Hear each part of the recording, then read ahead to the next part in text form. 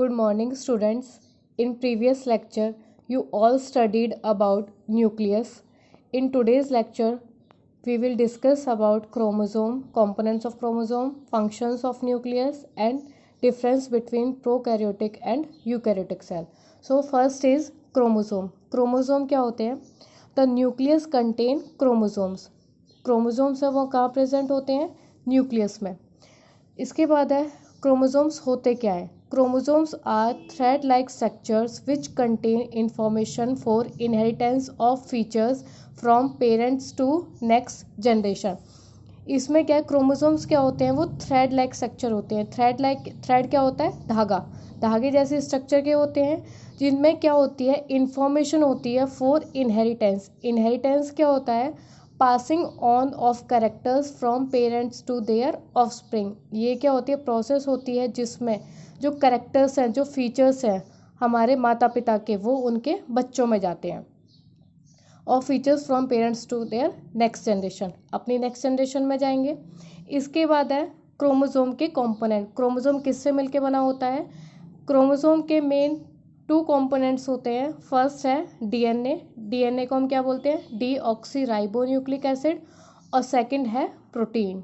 इनसे क्रोमोसोम है वो मिलके बना होता है. इसके बाद है फंक्शंस ऑफ न्यूक्लियस. न्यूक्लियस के फंक्शंस कौन कौन से होते हैं? First is the nucleus controls all metabolic activities of cell. जो न्यूक्लियस है वो हमारी सेल की मेटाबॉलिक एक्टिविटीज़ को कंट्रोल करता है. मेटाबॉलिक एक्टिविटीज़ कौन सी होती हैं? जितनी भी केमिकल रिएक्शंस हमारी बॉडी की सेल के अंदर होती है उन सबको मिला के हम बोलते हैं metabolic activities. So it controls all metabolic activities of the cell. Second है it regulates the cell cycle. जो सेल साइकिल है उसको भी ये रेगुलेट करता है. अब सेल साइकिल क्या होती है? The series of events that takes place in a cell that cause it to divide into 2 daughter cells. ये क्या होते हैं? इवेंट्स की सीरीज होती है जो एक सेल में होते हैं, जिसके बाद वो सेल है वो डिवाइड करती है और अपनी डॉटर सेल्स का फॉर्मेशन करती है. सो ये था न्यूक्लियस के बारे में. इसके बाद है नेक्स्ट टॉपिक है difference between prokaryotic and eukaryotic cell. Prokaryotic और यूकैरियोटिक सेल आप पहले पढ़ चुके हो, तो इसके हमें डिफरेंस करनी है. फर्स्ट है size of a cell is generally small. जो प्रोकैरियोटिक सेल है उसका जो साइज होता है वो स्मॉल होता है, 1 to 10 माइक्रोमीटर. ये इसकी यूनिट है, ये इसका साइज है. इसके बाद है यूकैरियोटिक सेल में the size of a cell is generally large. जो यूकैरियोटिक सेल का साइज होता है वो प्रोकैरियोटिक सेल के कंपैरिजन में लार्ज होता है. ये कितना होता है? 5 to 100 माइक्रोमीटर. 5 माइक्रोमीटर से 100 माइक्रोमीटर तक हो सकता है.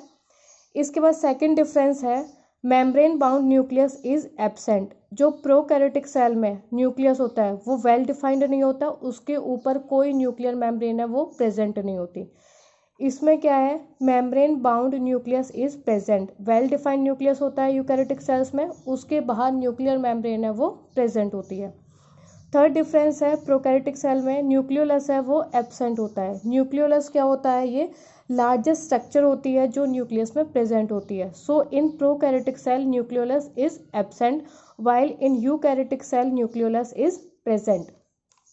इसके बाद फोर्थ डिफरेंस है membrane bound cell organelles are absent. जो सेल ऑर्गेनेल्स क्या होते हैं? ये स्ट्रक्चर्स होती है जो सेल में प्रेजेंट होती हैं, उनके ऊपर कोई भी मेम्ब्रेन बाउंड नहीं होती और वो ऑर्गेनेल्स है वो एब्सेंट होती हैं इन प्रोकैरियोटिक सेल.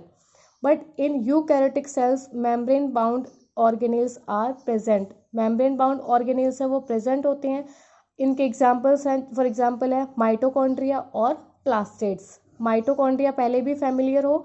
माइटोकॉन्ड्रिया को हम क्या बोलते हैं? पावर हाउस ऑफ सेल, जहाँ हमारी सेल की एनर्जी है वो स्टोर रहती है, बनती है. इसके बाद है फिफ्थ डिफरेंस है it contains single chromosome. Prokaryotic cell है वो सिंगल क्रोमोसोम उसमें प्रेजेंट होता है, but in eukaryotic cell it contains more than 1 chromosome. इसमें एक से ज़्यादा क्रोमोसोम है वो प्रेजेंट होते हैं.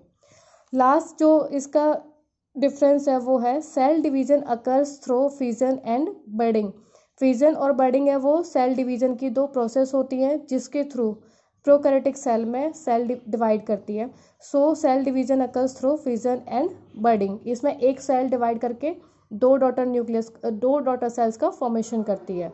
But in eukaryotic cell division occurs through mitosis. इसमें जो सेल डिवीजन होता है, जो सेल है वो डिवाइड करती है, वो कौन सी प्रोसेस के थ्रू करती है, उसको हम बोलते हैं mitosis. So this is all for today.